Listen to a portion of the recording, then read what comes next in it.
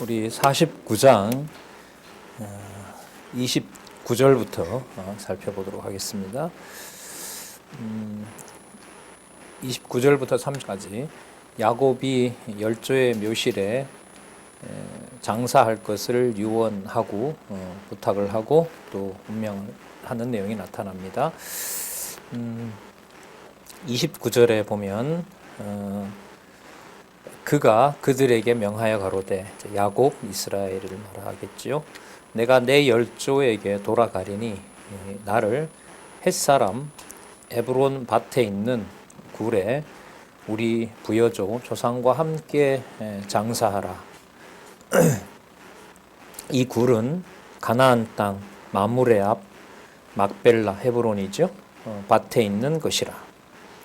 아브라함이 햇사람 에브론에게 밭과 함께 사서 그 소유 매장지를 삼았으므로 아브라함과 그 아내 사라가 거기 장사되었고 이삭과 그 아내 리브가도 거기 장사되었으며 나도 레아를 그곳에 장사하였노라. 아시는 것처럼 라헬은 35장에 보면 에브라 베들레헴에 있고요. 참고로 세겜 땅 있죠. 아까 얘기했던 그 세겜 땅 같은 경우에는 거기에 요셉은 거기에 또 묻힙니다. 자, 어쨌든 그리고 아까 29절에 야곱이 이 가나안 땅으로 돌아간다고 하는 것은 46장 4절에 보면 요셉이 야곱과 그 모든 가족을 초청하잖아요. 초청할 때 여호와께서 나타나셔서 야곱 보고 뭐라고 얘기를 하냐면 걱정하지 말고 내려가라. 그리고 너는 다시 뭐한다? 돌아오게 된다. 자, 그 약속에 근거해서 이제 야곱은 이런 이제 유언이자 또 부탁을 하고 있는 겁니다. 그리고 32절에 보면 아까 30절이 중요하겠죠. 이 굴은 가나안 땅, 이게 중요합니다. 가나안 땅, 약속의 땅, 거기로 돌아온다는 거죠. 자, 32절 이 밭과 거기 있는 굴은 햇사람으로 산 것이니라. 야곱이 아들들에게 명하기를 마치고 그 발을 침상에 거두고 기운이 지나여 그 열조에게로 돌아갔더라. 자, 그리고 장사하는 내용이 나타나는데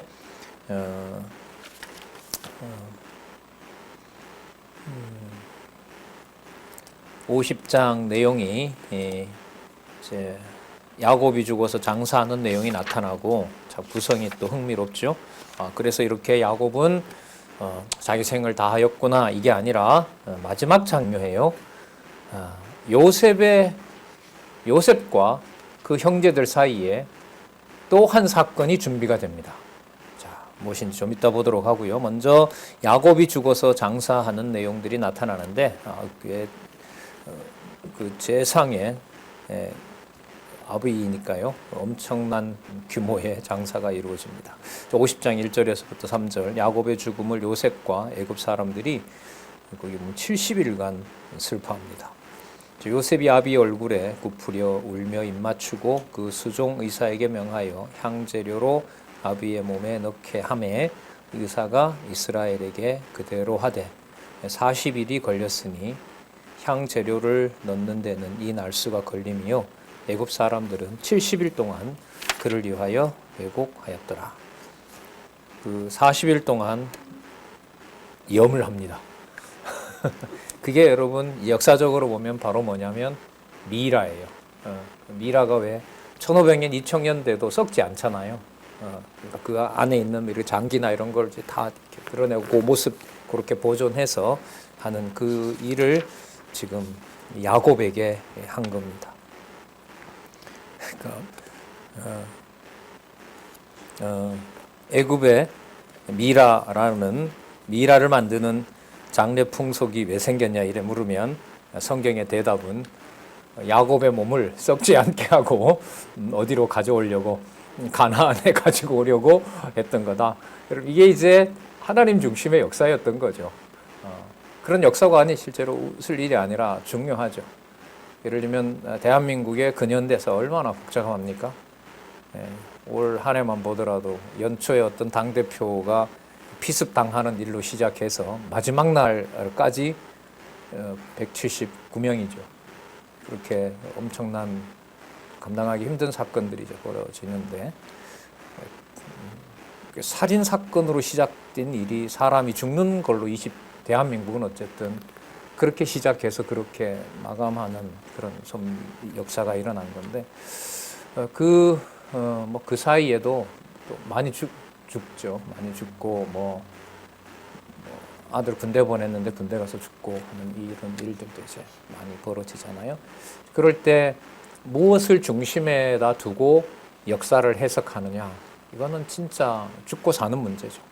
영혼이 더 나아가서 이건 이제 여호와 하나님의 계시로 역사를 보느냐, 아니면은 인간이 극복해 가야 될 일로 보느냐, 미래를 우리가 주관해 가고 우리가 세워 가야 되느냐, 이것과도 갈라지는 바로 분기점이라고 할 수 있습니다.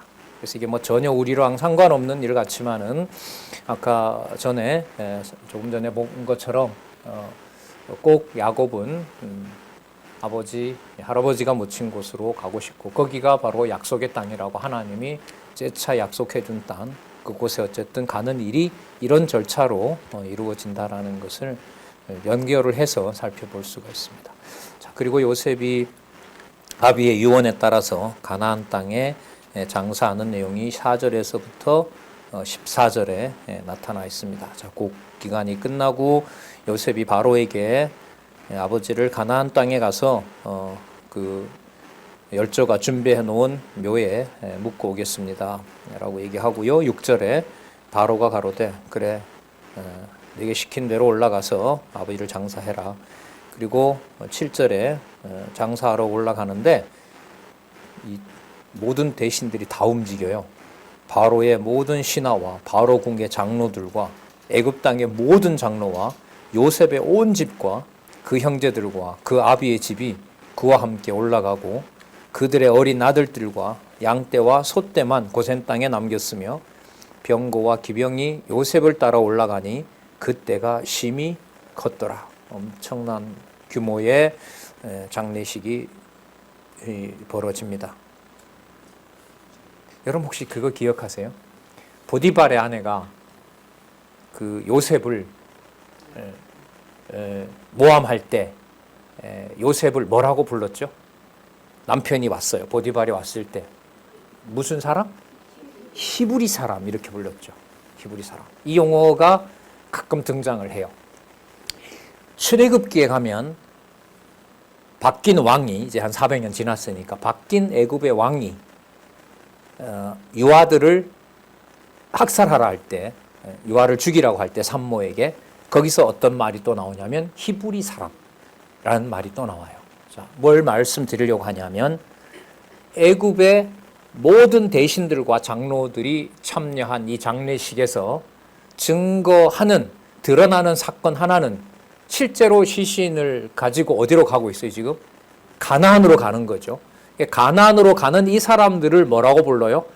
저 멀리서 지금 이라크 땅에서 건너온 이 말이 히브리라는 말이거든요. 강을 건너온 자들. 그럼 강을 건너서 어디에 왔다는 거예요? 가나안 땅에 왔다는 거죠. 그러면 바로에게 허락을 받고 모든 바로에 있는 신하들을 데리고 장지인 바로 막벨라 굴로 간다는 그 사건은 이 사람들의 땅이 바로 어디다? 요셉이 지금 여기에 재상으로 있지만 요셉이 요셉이 자기 아버지를 묻는다는 이 말은 이 고센 땅에 정착하고 있는 이 사람들이 어디에 갈 사람들이다? 예, 비록 여기에 있지만 가나안에 갈 사람이다. 이렇게 증거가 되는 거예요. 그러면 이 사건의 의미는, 그야말로 의미는 찾기가 어려워요. 그냥 역사적으로 그랬더라. 아, 요셉이 그렇게 그 높은 자리에 있었구나. 그런 의미로는 저희들과는 상관이 없는 거죠. 그 여호와, 언약대로 이루시는 여호와 계시와 이 사건을 연결하는 게 중요하다고 생각을 합니다. 그래서 10절에 보면 그들이 여기 보시면 요단강 건너편 아닷 타작마당에 이르러 거기서 크게 호곡하고, 또 울어요. 호곡하고 애통하며. 그러니까 이거는 거기서 울어버리면 여기 요단강 건너편이라고 하잖아요. 이게 요단강 동편 땅이에요. 요단강 동편 땅인데 이건 뭐 지도를 제가 준비는 못했는데 이렇게 이제 설명을 드릴게요. 요단강이 있으면 애굽에서 바로 올라가면 여기가 뭐가 되냐면 요단강 서편 땅이 되는 거예요. 근데 당시의 길은 학자들이 하면 왕의 대로라는 게 있어요. 이 정도 규모가 가려면은 길이 넓어야 되고 이 길을 가려면 요단강 밑에 사해바다가 있잖아요. 사해바다 밑으로 이쪽으로 동쪽으로 가는 뭐냐면 길이 있어요. 왕의 대로가 있어요. 이 왕의 대로는 그 아브라함 당시에 연합군들이 쳐내려왔던 길이기도 해요. 그러니까 요단강 밑으로 가서 뭐예요? 요단강 건너편이니까 오른쪽 땅에 머문 거예요. 그리고 이건 어디로 가요? 요단강을 건너야 돼요. 그리고 어디로 가야 돼요? 내려와서 막벨라 굴로 와야 돼요. 자, 그러면 헤브론으로 와야 된단 말이죠. 그러면 여기서 뭐라고 했냐면 그들이 요단강 건너편 아단 타작마당에 이르러 거기서 뭐 했어요? 크게 호곡하고 애통하며 요셉이 아비를 위하여 뭐 했다? 7일 동안 애곡했어요. 여러분 나중에 요단강 동편 땅도 아까 축복대로 루벤과 갓과 누구에게 줘요? 므낫세 반지파에게 줘요. 그럼 거기서 울었다라고 하는 말은 사람들이 물을 거 아니에요. 누구냐? 왜 우냐? 저게 요셉의 애굽의 통치자인 실질적인 통치자인 요셉이 자기 아버지를 약속한 대로 가나안 땅에 묻으러 가는 길이다. 그러면 애굽뿐만 아니라 아까 바로에게는 보고를 했잖아요. 아버지가 묻어달라는 그 땅 약속의 땅에 묻어야 됩니다. 그리고 가나안 땅에 갔어요.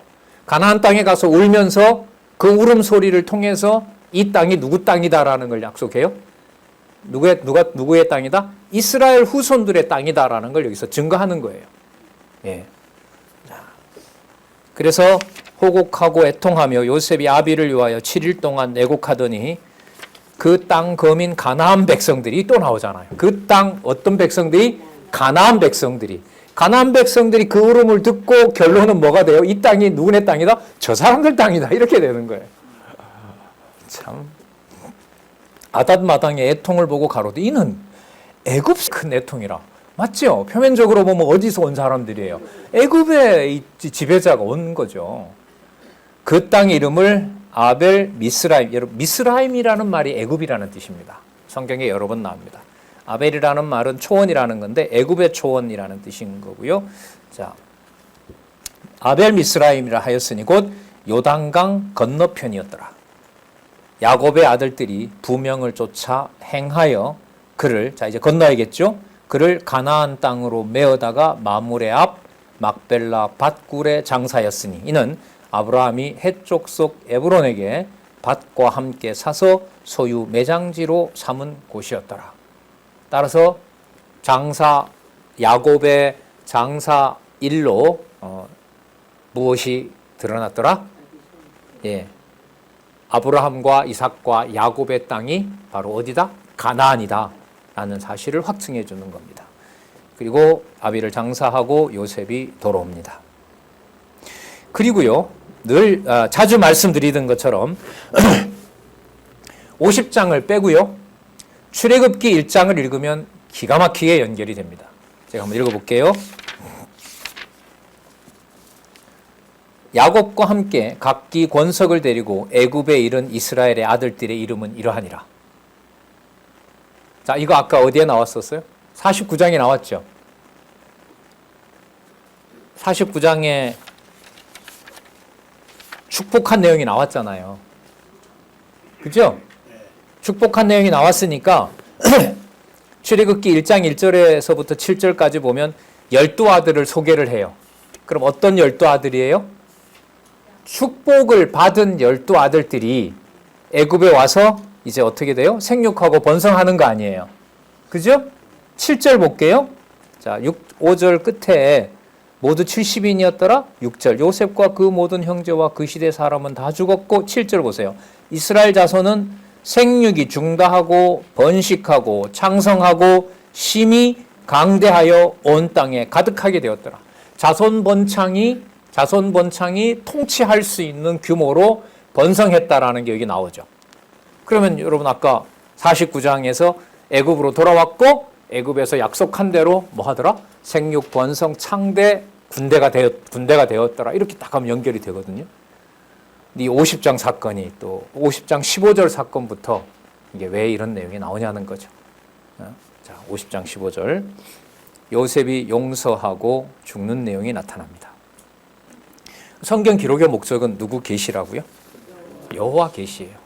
여호와 계시. 그래서 아까 장사 사건하고 지금 여러분 아시는 것처럼 뭐 아시겠죠? 여러분 이 다음 나오는 내용들을 형들이 두려워할 때 요셉이 다시 형들을 편안하게 하고 여호와를 더 경외하도록 하는 안내를 하는 것처럼 아까 장사 사건에서도 장사 사건이나 장례를 치르는 사건이나 요셉이 형들을 용서하고 보복하지 않겠다고 하는 사건이나 사건으로 보면 전혀 뭐예요? 전혀 다르죠. 하지만 여호와라는 이름을 넣어서 하면 바로 연결이 된다. 그걸 이제 우리가 성경의 논리적 일관성과 관련해서 살펴본 거예요. 자, 15절에서부터 21절. 형들이 염려하는 것을 요셉이 듣고 너그럽게 위로하면서 자, 누구를 소개합니까? 하나님을 소개합니다. 요셉의 형제들이 그 아비가 죽었음을 보고 말하되 요셉이 혹시 우리를 미워하여 우리가 그에게 행한 모든 악을 다 갚지나 아니할까 하고 요셉에게 말을 전하여 가로되 당신의 아버지가 돌아가시기 전에 명하여 이르기를 거짓말하는 거죠. 너희는 이같이 요셉에게 이르라. 내 형들이 내게 악을 행하였을지라도 이제 바라건대 그 허물과 죄를 용서하라고 아버지가 너에게 하셨다라고 우리가 지금 너에게 얘기를 하고 있다. 죄를 용서하라 하셨다 하라 하셨나니 누가 아버지가 그렇게 하라고 하셨더니 자 이걸 요셉은 어떻게 돌려놔요? 형님들 주어가 잘못됐습니다. 하나님이 한 겁니다. 그러면서 계시 기록 목적이 맞잖아요. 여호와 계시가 맞아요. 용서하라 라고 아버지가 말씀을 우리에게 하셨다고 해서 우리가 요셉 당신에게 지금 얘기하고 있고 그렇게 일러줬습니다. 일리고 있습니다. 자, 여기 보시면요. 당신의 아버지의, 그럼 누구죠? 당신의 아버지면? 당신의 아버지가 누구예요? 야곱이죠? 야곱의 하나님의 종들의 죄. 여러분, 자기 신분을 소개할 때 앞에 어떤 수식어를 붙이느냐에 따라서 그 사람의 신분이 결정되죠. 우리 지역 국회의원 누굽니다라고 소개하는 거하고 누구네 집 같은 사람이에요. 이 사람이 누구네 집 아버지예요라고 소개하는 거하고 같아요, 달라요? 다르죠. 같은 사람이지만 다른 거예요. 예. 자, 우리를 어느 교회? 아니, 어느 교회 이거보다 누구 집 아버지, 어머니를 소개하는 거하고 창세전 여호와께서 영원한 언약으로 그리스도 안에서 천국을 확정해 주신 하나님의 자녀라고 소개하는 거하고 같아요, 달라요? 다르죠. 다릅니다. 나중에 그런 의미를 부여하는 근거가 바로 기록한 하나님의 말씀이에요. 이게 성경의 권위고요. 당신의 아버지 하나님, 그러니까 여기 야곱이 들어가고 그리고 야곱의 주관하는 바로 하나님이 들어가고 그 하나님의 종들이라니까 누구를 얘기해요? 형제들을 말하는 거예요. 하나님의 종들이라는 거죠. 자기들이. 자, 종들인데 누구에게 보복하지 말라고 얘기해요? 또 다른 형제인. 하지만 누구인? 왕인, 통치자인. 자기를 죽일 수도 있고 살릴 수도 있는 요셉에게 지금 얘기를 하는 거예요.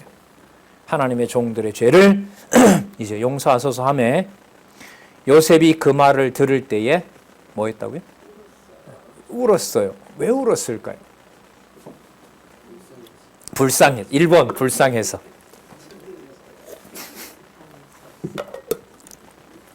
불쌍해서. 네?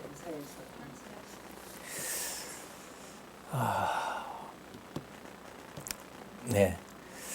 뭐 실없는 얘기니까 들어주시기 바랍니다. 눈물에 속지 말라고 하잖아요. 눈물에 속지 말라. 속아야 될 눈물도, 속지 말아야 될 눈물도 있고,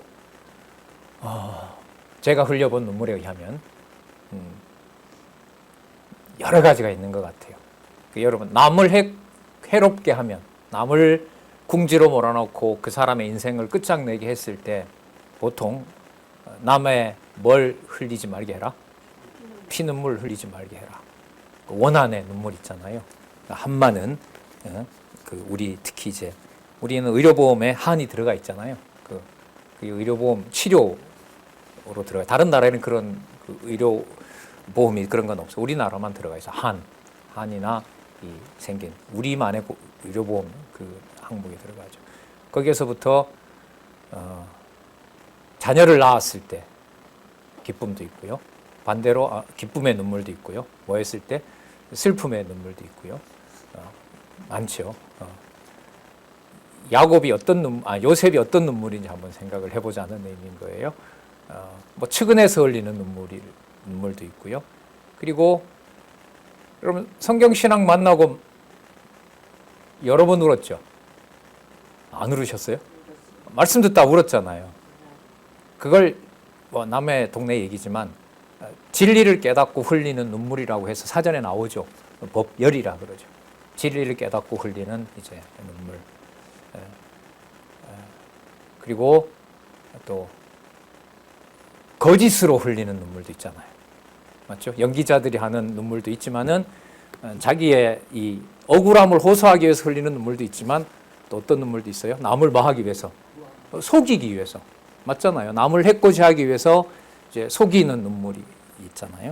자, 엉뚱한 대로 세려고 하는데, 자, 요셉의 눈물의 비밀을 좀 짚고 넘어가려고 하는 거죠. 자, 눈물의 답은 다음에 나옵니다. 자, 말씀드리려고 하는 게 우리 감정과 관련된 거죠. 이제까지 여러분들과 제가 여호와 하나님께서 섭리하시면서 흘렸던 모든 종류의 눈물들을 요셉이 지금 흘리고 있는 거예요. 언제서부터? 적어도 17살 때부터 시작해서 지금까지 섭리해 오신, 팔렸을 때 죽을까봐, 그리고 형제들이 자기에게 와서 지금 몇 번에 걸쳐서 했죠. 그 다음에 아버지와 만나서 뭐 했어요? 펑펑 울었죠. 형들이 용서했을 때 울었죠. 베냐민 만났을 때 울었죠. 아버지 돌아가셨을 때 울었죠. 이게 모든 감정들이 흘러난 것들을 이제 창세기 마지막 야곱 자손들의 형통 내용에서 야곱의 눈물과 함께 언약대로 이루신 여호와의 모든 내용들이 요셉의 눈물 속에서 그 다음 나오는 요셉의 말로 정리가 돼요. 뭐 너무나 잘 아시는 대로 주어를 확정하고 주어를 분명하게 증거하는 내용이 나와요. 볼게요. 그 말을 들을 때에 울었더라. 그 형들이 또 친히 와서 요셉 앞에 엎드려 가로되 우리는 누구다? 당신의 종인이다. 종인이다. 인간적으로 보면 불신한 것 같죠. 그동안 하나님께서 그렇게 보여줬는데 누구 손에 생명이 달려있는 것으로 돌아와요? 요셉에게. 요셉이 이걸 받아들이게 되면 자기가 이제 하나님 되는 거죠. 자, 이걸 바꿉니다. 요셉이, 자, 같이 한번 읽어볼까요? 19절, 20절 읽어보겠습니다. 시작. 요셉이 그들에게 이르되 두려워 마소서 내가 하나님을 대신하리이까 당신들은 나를 해하였으나 하나님은 그것을 선으로 바꾸사 오늘과 같이 만민의 생명을 구원하게 하시려 하셨나니. 다시 읽어보겠습니다. 21절. 당신들은 두려워 마소서 내가 당신들과 당신들의 자녀를 기르리이다 하고 그들을 간곡한 말로 위로하였더라. 자, 19절에 보면 하나님을 대신하리이까. 그럼 지금까지 해오신 모든 일들을 누가 주관해 오셨다? 하나님께서 하신 일이다. 하신 일이다. 어떤 모든 눈물이 형들 입장에서는 뭐 하려고 흘리는 눈물이겠어요? 나오지는 않았지만 살려달라고. 요셉의 눈물은 제가 살려주는 게 아니라는 걸 호소하기 위해서. 누가 살리고 누가 모든 일을 주관해 가셨다? 하나님이 그렇게 하셨다. 하나님이 하셨다. 예. 요한복음에 보면 예수님도 눈물 흘리시죠. 누구 죽었을 때죠? 나사로. 맞죠?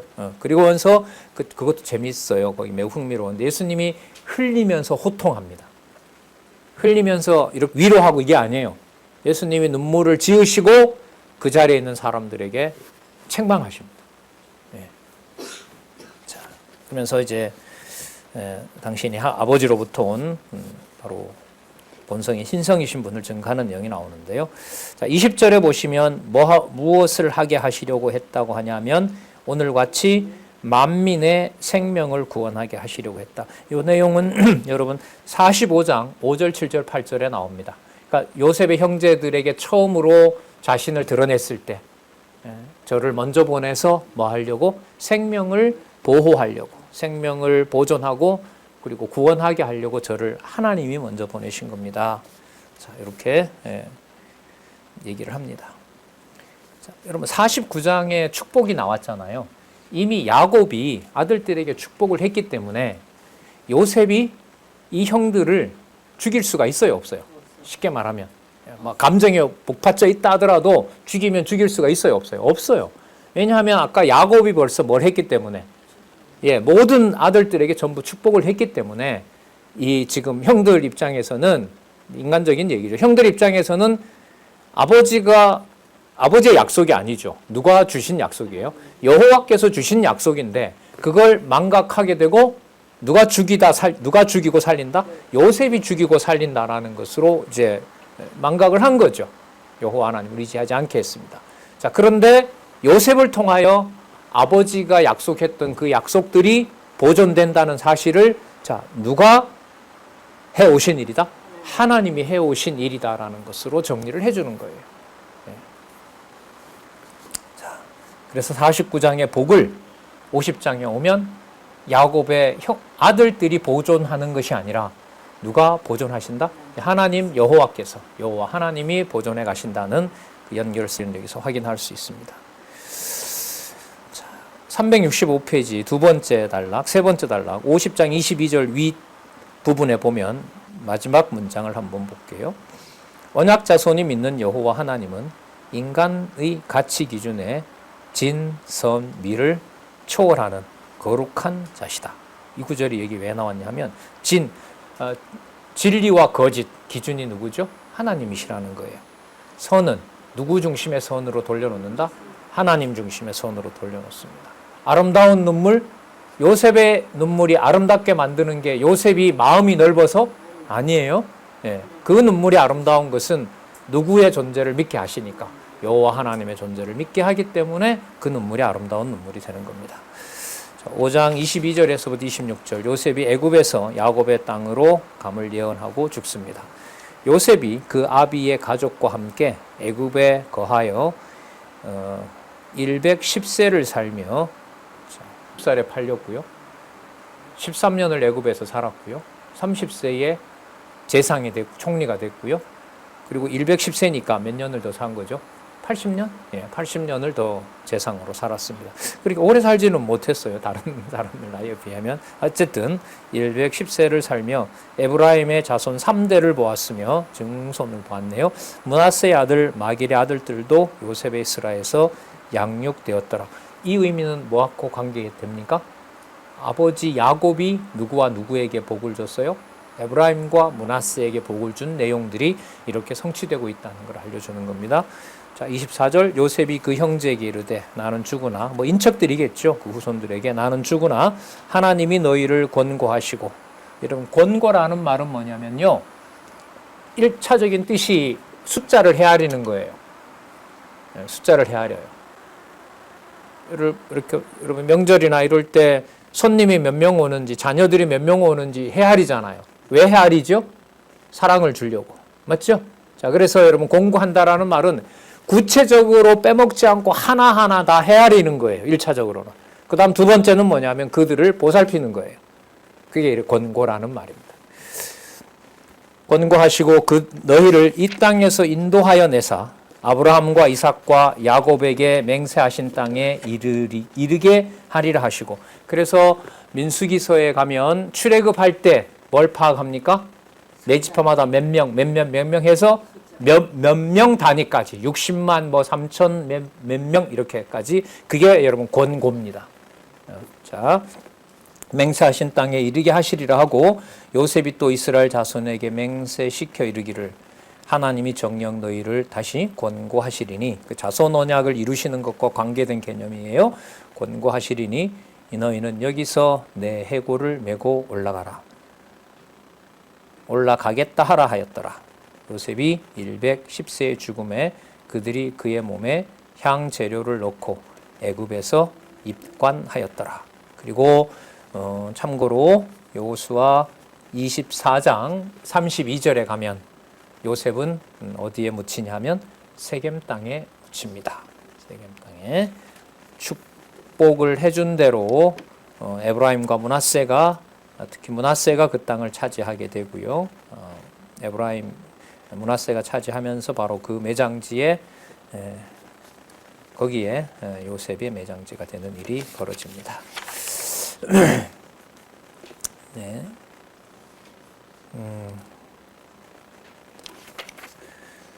자.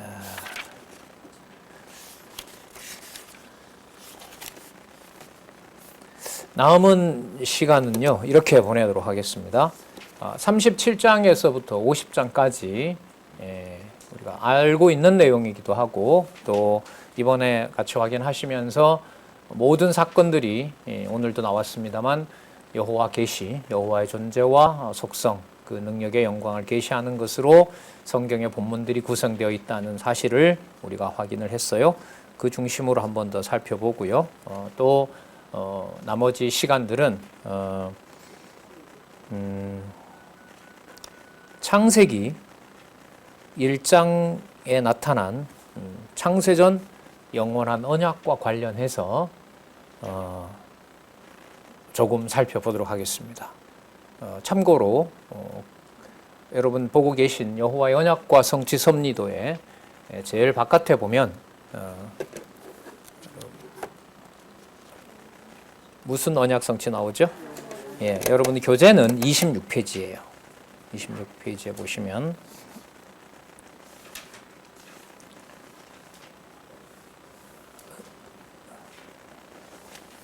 도표가 하나 나오죠. 뭐가 나와요? 여호와의 언약과 성취 섭리도가 나옵니다. 제일 바깥에 보면 영원적 언약 성취 있죠. 이 부분과 관련을 우리가 지금까지 살펴본 창세기 1장에서부터 50장과 관련된 근거를 다시 확인하는 것으로 여호와 계시의 의미를 좀 깊이 한번 반복을 해보고자 합니다. 자, 그러면 이 37장으로 가도록 하겠습니다. 자, 291페이지 자손 언약 성취 섭리. 창세기 37장에서부터 민수기 30장까지. 먼저 창세기 37장에서부터 출애굽기 18장까지 제1절 언약 자손의 번성에서 먼저 292페이지 자손의 보호와 형통을 보도록 하겠습니다. 자, 자손은 여호와의 언약과 직결되는 개념 맞죠? 그죠? 자, 보호를 여호와께서 잘 하시죠? 잘 하세요? 우리 기준으로 하세요? 여호와의 기준으로 하세요? 여호와의 기준으로 하시죠. 그래서 자손 보호라고 했을 때 이거는 언약을 이루시는 여호와의 그 존재와 능력과 바로 직결이 된다는 거고요. 자, 그런 의미에서 형통이라고 하는 의미는 인간들이 형통하게 된다는 것을 머문다면 여호와 계시가 되질 않죠. 따라서 이때 형통은 그러니까 만사 형통이라고 하잖아요. 그러니까 모든 사건마다 두루 통한다는 거예요. 그러면 성경의 37장에서부터 창세기 37장에서부터 50장까지 기록이 모두 관통이 돼요. 누구의 이름으로 관통이 될까요? 아브라함의 이름으로? 여호와의 이름으로. 그게 여러분 만사 형통이에요. 만사가 다 연결되어 있고 그게 전부 우리에게 의미 있는 것으로 다가온다라고 한다는 의미를 우리가 형통하다라고 본다면 창세기 37장에서부터 57장을 모두 관통하는 이름은 반드시 여호와여야만 돼요. 자, 그 사건을 그 내용들을 중심으로 좀 살펴보도록 하겠습니다. 자, 37장에서부터 38장 보면 야곱 아들들의 범죄 내용이 나오는데 창세기 37장에 요셉의 형들이 범죄하는 내용이 나오죠. 자, 295페이지에 보시면 창세기 37장 7절에 보면 요셉이 꿈 얘기를 해요. 자, 7절에 우리가 밭에서 곡식을 묵더니 네 단은 일어나고 네 단은 일어나고 당신들의 단은 내 단을 둘러서서 절하더이다. 그 형들이 그에게 이르되 내가 참으로 우리의 뭐가 되겠느냐? 왕이 되겠느냐?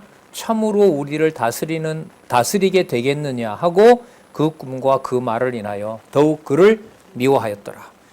여러분 이게 이제 30여 년 후에 13년 후에 이루어지면서 요셉이 왕이 되도록 하죠. 목숨을 누구에게 형제들이 이제 구걸해요? 요셉에게 구걸을 하면서 요셉 입에서는 그 일을 아까 우리 살펴봤어요. 내가 누구를 대신하게 할 수가 없다? 제가 하나님을 대신할 수가 없습니다. 네, 하나님을 대신할 수 없습니다. 그러니까 우리의 어떤 신앙 생활도요, 바로 이 과정이라고 봐요. 모든 인간들이 겪는 극과 극의 감정들을 겪게 하면서 결국 마지막에 요셉의 입에서 나오는 한마디로 딱 정리를 하게 해요. 내가 누구를 대신할 수 없다. 내가 하나님을 대신할 수 없다. 왜? 이 모든 일을 만사 형통하도록 이끄신 바로 그분이 그 이름을 보존하도록 한 분이 누구이기 때문에 하나님이시기 때문에 그렇다. 자, 그 일이 이루어집니다. 자, 37장 지나서 38장으로 가볼게요. 300페이지에 보시면은 유다가 혼자서 범죄함 38장에 나옵니다. 38장 7절에 보시면 유다가 이제 아들 둘을 잃게 되는 내용이 나오는데 38장 7절에 보면 유다의 장자 엘이 여호와의 목전에 악함으로 누가 죽였다? 여호와께서 그를 죽이셨다. 10절에 보면 둘째 아들이죠. 자, 그 일이 여호와의 목전에 악함으로 여호와께서 그도 죽였습니다. 그러니까 유다의 두 아들 장자 엘과 또 오난을 전부 데리고 갔습니다. 여호와께서. 그리고 아시는 것처럼 다말을 통해서 베레스와 세라를 낳는 사건으로 이어집니다. 유다가 다말을 불에 태워 죽이라고 했을 때 다말이 증거를 세 가지를 제시를 하죠. 그랬을 때 유다 입에서 나온 말을 한번 살펴볼게요. 26절 38장 26절 38장 26절 유다가 그것들을 알아보고 가로되 그는 나보다 못하다 옳다. 그가 나보다 이러기서 옳다라고 하는 것이 도덕적으로 네가 나보다가 더 뛰어나다 이런 의미가 아니에요. 여기서 옳다라고 하는 것은 베레스와 세라로 끝나는 거 이게 핵심인 거예요. 그럼 자, 두 아들을 죽이고 베레스와 세라가 낳는 사건 그 사이에서 유다의 예비를 통해서 다말 너가 뭐하다? 옳다. 너가 옳다라고 했을 때 이 옳다의 기준은 누구를 기준으로 한 평가일까요? 여호와 하나님을 기준으로 한 평가인 거예요.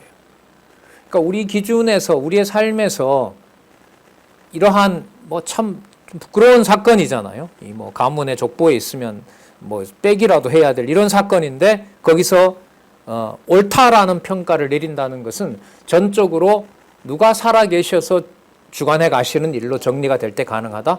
여호와께서 해 가실 때 가능한 일이죠. 예수님께서 그런 말씀하시잖아요. 그의 나라와 그의 의를 구하라. 그 의가 여러분 옳다라는 거거든요.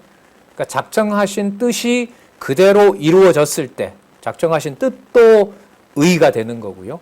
옳다라는 것도 오를 이가 되는 거죠. 한자로 보면 다르지만 그 정하신 뜻이 그대로 이루어지는 것을 여호와가 하신다고 했을 때 뭐라고 부른다? 옳다, 의다라고 부르는 거예요.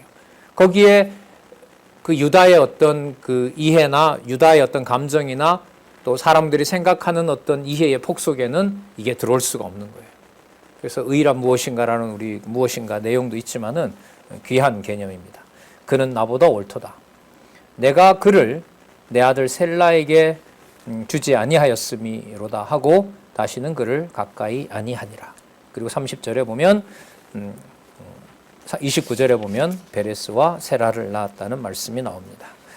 자, 그 다음에 여러분 39장에서부터 41장에 보면 요셉의 고난과 등극이 나오는데 여러분 조금 전에 그 유다의 사건을 통해서 다말이 잉태한 사건에서 유다로 하여금 뭐라 그랬어요? 옳다라고 얘기를 했죠. 자, 옳다라고 얘기를 했어요. 자, 그 다음에 요셉 사건으로 가서 요셉은 보디발의 집에 팔리는 그 일이, 자, 여러분 아까 의가 나왔기 때문에 부당한 걸까요? 아니면 정당한 일이 요셉에게 벌어진 걸까요?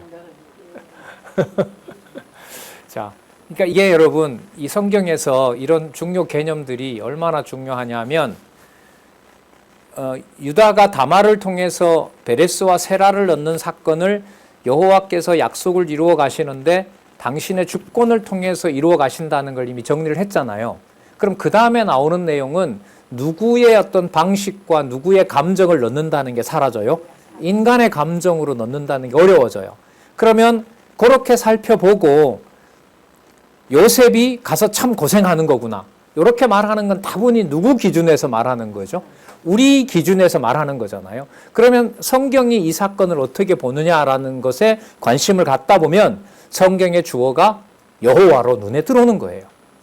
자, 그래서 39장 2절에 보면 이 내용들이 나온단 말이에요. 자, 여러분 팔려간 사건은 좋은 거예요? 나쁜 거예요? 옳은 일이에요? 부당한 일이에요? 원통한 일이죠. 피눈물 흘릴 일이에요. 근데 성경을 그렇게 기록하지 않아요. 그리고 아까 내용은 뭐가 나왔냐면 그 부끄러운 관계인데도 다말을 통해서 해가시는 하나님의 일이 어떤 일이다? 옳은 일이다라고 이미 선포가 된 거예요. 2절 한번 보세요. 39장 2절. 누구 주어가 나와요? 여호와께서. 같이 한번 읽어보실래요? 2절 3절 읽어볼게요. 시작. 여호와께서 요셉과 함께함으로 그가 형통한 자가 되어 그 주인 애굽 사람의 집에 있으니 그 주인이 여호와께서 그와 함께 하심을 보며 또 여호와께서 그의 범사에 형통케 하심을 보았더라. 5절 다시 읽어보겠습니다. 시작. 그가 요셉에게 자기 집과 그 모든 소유물을 주관하게 한 때부터 여호와께서 요셉을 위하여 그 애굽 사람의 집에 복을 내리심으로 여호와의 복이 그의 집과 밭에 있는 모든 소유에 미친지라. 이 단락에 여호와가 몇 번 나오냐면요. 하나, 둘, 셋, 넷, 5번 나와요. 여기에만 나올까요? 앞에도 다 나올까요? 앞에도 다 나오는 거죠. 그러면 여러분 이게 지금 요셉과 관련된 건데 여호와께서라고 하는 다음에 요셉 속에다가 유다를 집어넣어도 의미가 있을까요? 없을까요? 있죠. 장차 이건 그리스도가 교회를 자기 자녀들을 통치하실 것에 대한 실체적인 약속으로 성취가 돼요. 이건. 자, 그러면 이 속에 요셉뿐만 아니라 아까 얘기했던 누구? 유다의 경우도, 아담의 경우도, 여러분들과 제 경우도 바로 나오는 거예요. 그러니까 문법적으로는 요셉 사건이지만 의미로 보면 전체 주어 누가 된다? 여호와께서라고 하는 게 되는 거예요. 하지만 여러분 이렇게 필요한 데만 넣으면 안 되는 거예요. 성경신학은 앞에서부터 기록한 말씀들이 연결되어 오고 이럴 경우에 이제 여호와라는 주어가 집중해서 이렇게 기록이 되고 있다는 거, 말씀의 어떤 이 절대 진리의 권위라는 것을 강조를 드리려고 그렇게 말씀을 드리는 겁니다. 자,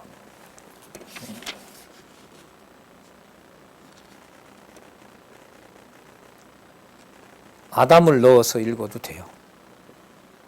3장에 타락해서 쫓겨나지만 나중에 우리가 살펴봤었잖아요. 이미 아담이 쫓겨나면서 하와 보고 당신 때문에 망한 거야 라고 얘기를 안 하고 뭐라 불렀다고요?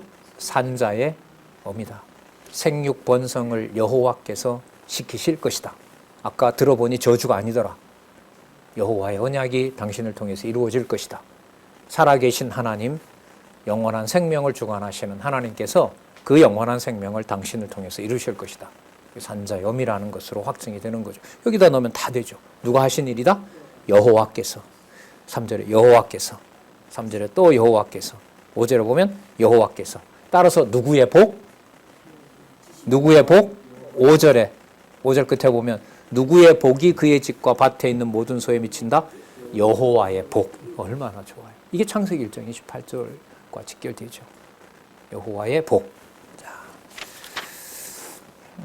그러면 다음 내용에서 요셉의 사건에서 누구 개념이 다시 등장한다면은 이 흐름이 여호와 계시라는 걸로 확정이 될까요? 아까 누구의 복이었으니까. 여호와의 복이었으니까. 그러면 요셉의 입에서 나오는 말도 50장 끝날까지 끝에 가면 갈수록 누구 이름으로 다 모아질까요? 여호와 이름으로. 그래 우리 아까 살펴봤잖아요. 50장에서 형제들이 왔을 때 이 일을 누가 하셨다? 하나님이 하신 일. 하나님을 대신할 수가 없다. 이보다 더 좋은 형통을 이해할 수 있는 틀은 없어요. 39장 21절 볼까요? 자, 옥에서 이제 바로 왕에게 온 후를 얘기를 하는 거예요. 21절 같이 한번 읽어보실까요? 자, 시작. 여호와께서 요셉과 함께 하시고 그에게 인자를 더하사 전옥에게 은혜를 받게 하시매. 23절 보겠습니다. 전옥은 그의 손에 맡긴 것을 무엇이든지 돌아보지 아니하였으니 이는 여호와께서 요셉과 함께 하심이라. 여호와께서 그의 범사에 형통케 하셨더라. 형들에게 팔린 거 빼고 형통인 거 말하는 거죠. 예? 모함을 당한 거 빼고 형통인가요? 아니죠. 예.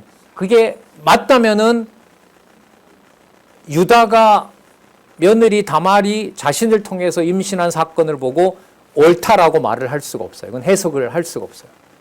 해석이 되질 않아요. 자, 40장, 41장은 이제 요셉이 총리로 등극하는 거고요. 자, 312페이지. 자, 그리고 꿈 사건에서 바로에게 꿈을 해석하는 일이 있습니다. 자, 그 해석하는 사건에서 요셉이 이제 하나님을 소개하죠. 자, 하나님이 해가시는 일이다. 41장 32절 316페이지 보시기 바랍니다. 316페이지. 바로께서 꿈을 2번 겹쳐 꾸신 것은 답이 나오죠? 누가 이 일을 정하셨습니다? 하나님이 이 일을 정하셨습니다. 이 모든 계획은 하나님이 정해놓은 대로, 작정하신 대로 이루어 가시는 것입니다. 그리고 38절, 39절 한번 읽어보겠습니다. 시작. 바로가 그 신하들에게 이르되 이와 같이 하나님의 신이 감동한 사람을 우리가 어찌 얻을 수 있으리요 하고 요셉에게 이르되 하나님이 이 모든 것을 내게 보이셨으니 너와 같이 명철하고 지혜 있는 자가 없도다. 이렇게 해서 요셉이 서론의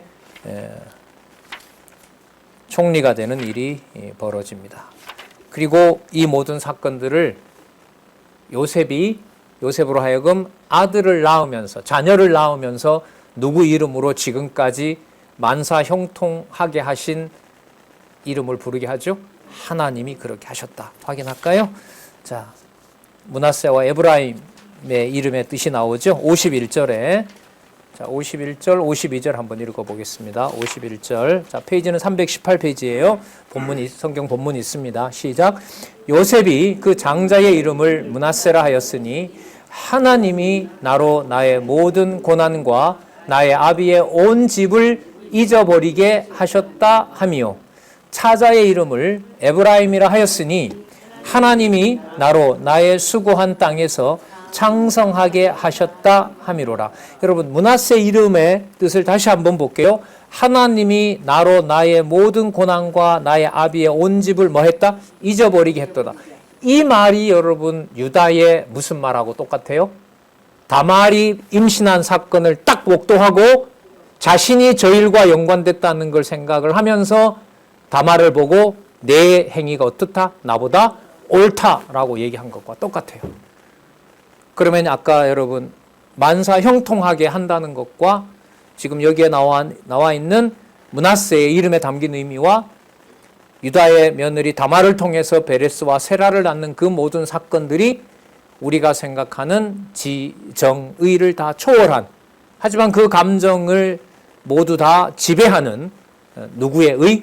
하나님의 의. 하나님 이름의 계시, 여호와 계시 사건이 된다는 사실을 여기서 우리가 확인할 수가 있습니다. 예, 좀 쉬셨다가 우리 12시 10분에 내용들 다시 한번 살펴보고 아까 말씀드린 대로 창세기 1장에 나타난 영원한 언약과 관련된 내용으로 여호와 계시를 정리하도록 그렇게 하겠습니다.